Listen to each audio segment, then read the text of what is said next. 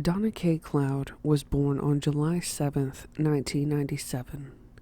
She's listed as endangered missing from Splendora, Texas, as of October 25th, 2016.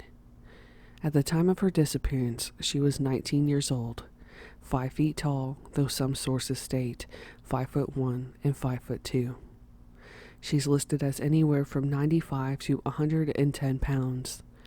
The Texas DPS website states that she weighed 133 pounds, which is more than likely what she had put on her driver's license. Donna is listed as a white female with brown shoulder-length hair on the Doe network.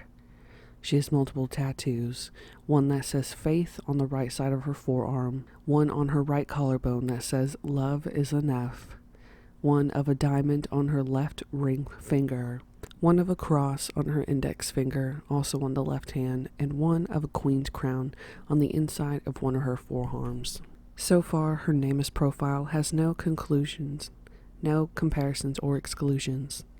She's described as last seen wearing white canvas shoes, a burgundy blouse or t-shirt, blue denim jeans with a hole in the right back pocket, and she carried a hard case of which she called a wallet. Donna is stated by one source as having been raised by her paternal grandparents and having deep-rooted issues from her biological parents. Her father describes her as having been a typical girl raised in the urban country that liked to fish, swim, and ride horses. In an interview, he said that she met her ex-boyfriend at the age of 18, which was supposedly the last guy she dated before she went missing. Within the last year before her disappearance, her actions changed and the ex-boyfriend was allegedly not that great of an influence on her. He had past usage of drugs, and her father believes that she experimented with drugs. Donna was a young mother who had a 4-year-old at the time of her disappearance. There does not seem to be any information publicly as to what the relationship was with Donna and her child's father. At one point, she ended up going to court for custody of her son, and the father of her child wanted temporary custody. When Donna went missing, she technically did not have custody over her son. Her father, Daryl, stated that they were watching her son while she popped in and out. Her parents stated that Donna was the type of person that would hang out with people despite them telling her not to, and she would tell them one thing where she would supposedly hang out and then directly go to a completely different place. Before she vanished, she moved back in with her father. Donna had had an abusive ex-boyfriend, a man named Blake, and another man had also threatened her. An interview with her father stated that the man had left violent voicemails after multiple calls. Her father said that their relationship was strained, but he didn't believe she would abandon her family. One source states that the argument with her father was about $400 that she was supposed to pay him. Blake passed a polygraph and was not a suspect. The voicemails from the other man stated that she was not about this life and he was trying to scratch her back and her his, and that he would have his girlfriend smash her too. Supposedly, Donna's father had been in the same jail as one of the two men that picked her up on the night she went missing. There seems to be multiple stories as to what may have happened to her. On October 25th, 2016, though some sources state October 27th, Donna left her home in Splendora to meet at a Texas roadhouse in Kingwood, Texas, for a blind date. Sources state that she met a man on Facebook through mutual friends. Later on, she texted her father that the date went well and the man was super nice, and that she would be over on the 27th, between 11 to 11:30 a.m., for the family to meet the man. Investigators on the case stated that there was some type of disagreement with her family before her disappearance. Donna did not have a cell phone to trace for a location, nor did she have credit cards.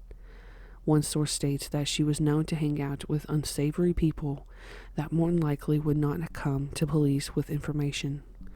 Technically, there is no evidence to suggest foul play or that she even went to a blind date at all. According to the Charlie Project, the blind date story is untrue, and Donna's father asked her to leave after they had an argument.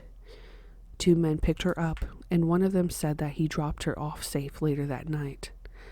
Somewhere around midnight of October 26th, Donna's Facebook accepted friend requests from 2 men. She was active online in the early hours of October 27th, searching for friends on Facebook and search terms on Google. She was apparently traveling between Conroe, Texas and Houston, but her trail ended in the West Chase area of Houston just after 1 a.m. on the 27th. A couple of sources state that the men who picked her up were twice her age and named Carter Meyer and Aubrey Schultz. It is stated that they dropped her off back at her father's house. Aubrey stated that he would answer one question which the police asked him: "Where is Donna K. Cloud?" He then recited parts of Genesis 22 from the Bible, where God tests Abraham over the sacrifice over his son Isaac.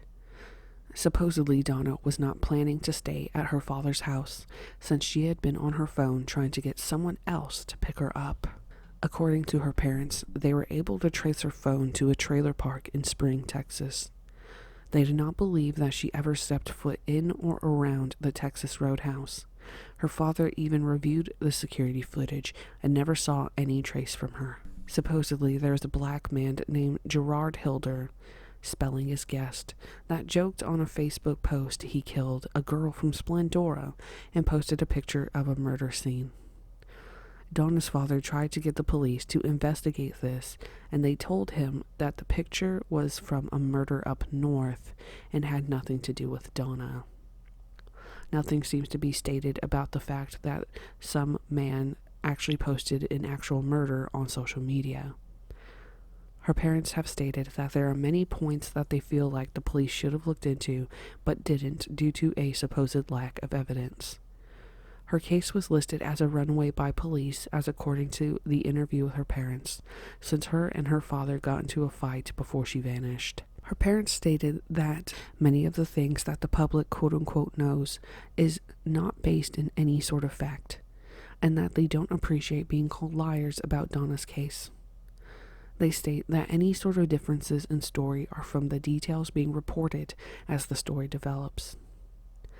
At some point after her disappearance, Donna's father set up a GoFundMe, which was met with backlash as people found that the money was for his car to get new tires.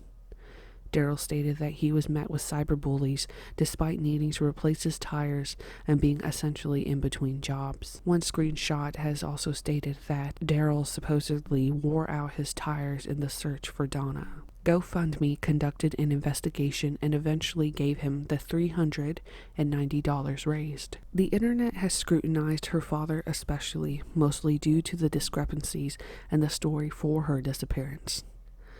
There are screenshots from a Facebook post that describe what really happened, in which her father told her that he needed $400 or else he would lose his house. Daryl was also pulling strings for when she could see her son, and he didn't even come into her life until 2015, a year before she went missing.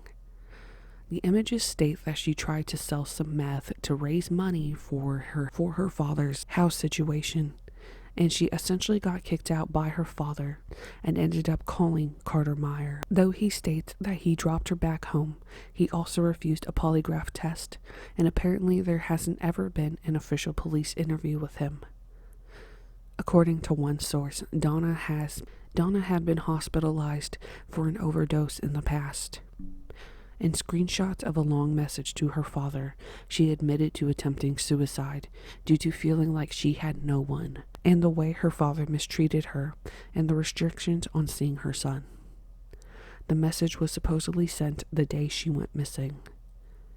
There have never been any affirmations from law enforcement themselves what Donna actually texted her father that day. Since her disappearance, there is a website dedicated to finding her called DonnaKCloud.com. There's also a private Facebook group to the search as well. A Twitter page called Bring Donna Home was created, though it has not posted anything since 2018. There's also a page called Justice for Donna K, which still posts sometimes. The last post is a link to a petition on change.org that requests a change in detectives to investigate Donna's case. Her Facebook page itself is still viewable. It's managed by her family, more than likely her father. There hasn't been any public posts since 2018, but interestingly, the Facebook page said that she was in a relationship on September 4th, 2016. I'm unsure if this might have been the relationship with her abusive ex-boyfriend, Blake. There's never been any publicly known information as to if her social security number has been used since, which might show any activity on her part of still potentially being alive. There's also never been any affirmations of an actual search for her texts or phone activity. What sticks out to me the most is how her father is so bent on clearing his own name instead of telling the truth about his relationship or lack thereof with his daughter. In the YouTube video interview with him and his wife, Daryl stated that for the past year before she went missing, Donna changed and started to fall more into drugs. One of the first things I noticed was how young she was when she got pregnant in the first place. Usually teen pregnancies stem from a hard home life.